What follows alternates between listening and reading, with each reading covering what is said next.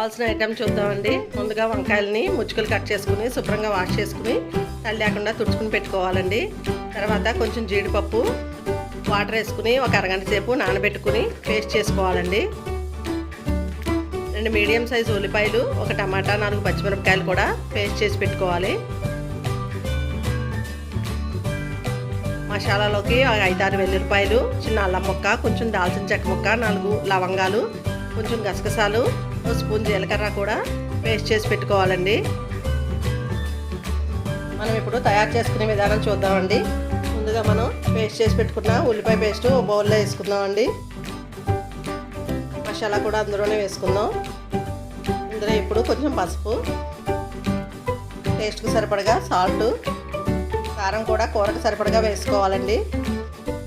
ఇవన్నీ కొంచెం మనం కలుపుకోవాలి.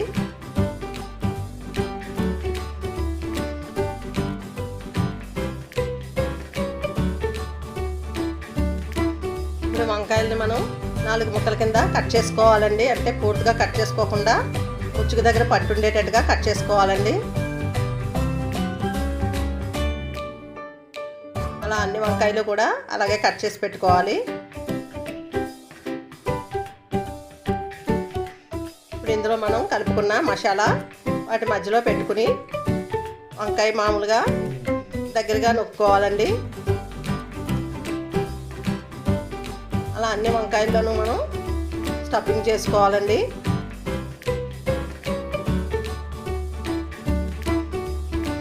స్టవ్ ఆన్ చేసుకుని ప్యాన్ పెట్టుకున్న తర్వాత కూరకు సరిపడగా ఆయిల్ వేసుకోవాలి. ఆయిల్ వేడెక్కిన తర్వాత ఒక్కో వంకాయ ఆయిల్లో వేసుకుని ఫ్రై చేసుకోవాలండి.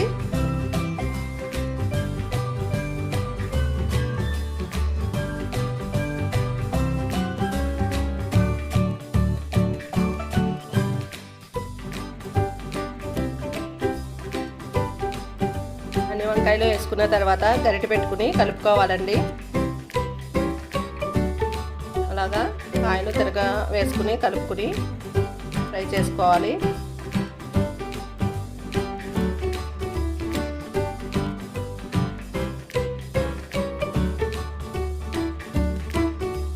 ఇందులో ఇప్పుడు మిగిలిన మసాలా కూడా వేసుకుని శుభ్రంగా కలుపుకోవాలండి.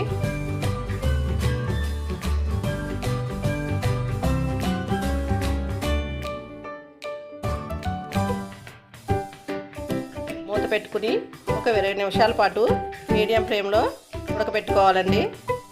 20 నిమిషాల తర్వాత ఒకసారి మూత తీసుకుని వంకాయలు అవి అడుగంటకుండా ఒకసారి గరిటె పెట్టుకుని కలుపుకోవాలండి.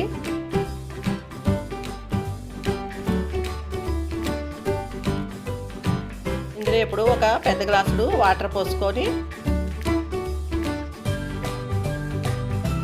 మూత పెట్టుకుని ఒక 10 నిమిషాలు ఉడకబెట్టుకోవాలండి.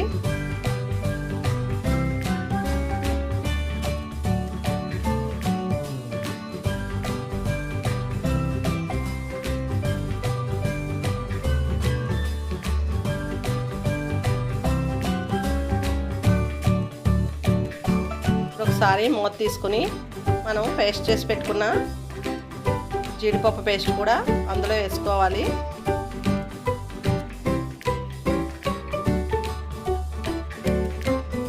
అంతా ఒకసారి వంకాయలు ఇడిపోకుండా చక్కగా కలుపుకోవాలండి.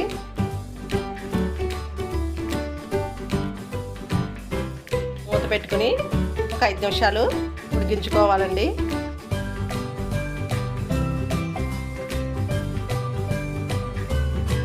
5 నిమిషాల తర్వాత మూత తీసుకుని ఒకసారి గరిటె పెట్టుకుని గ్రేవీ దగ్గరికి వచ్చింది చూసుకోవాలండి.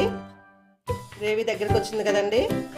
ఈ కూర మనకి పులకాలోకి, చపాతీలోకి, రైస్లో కూడా చాలా బాగుంటుందండి.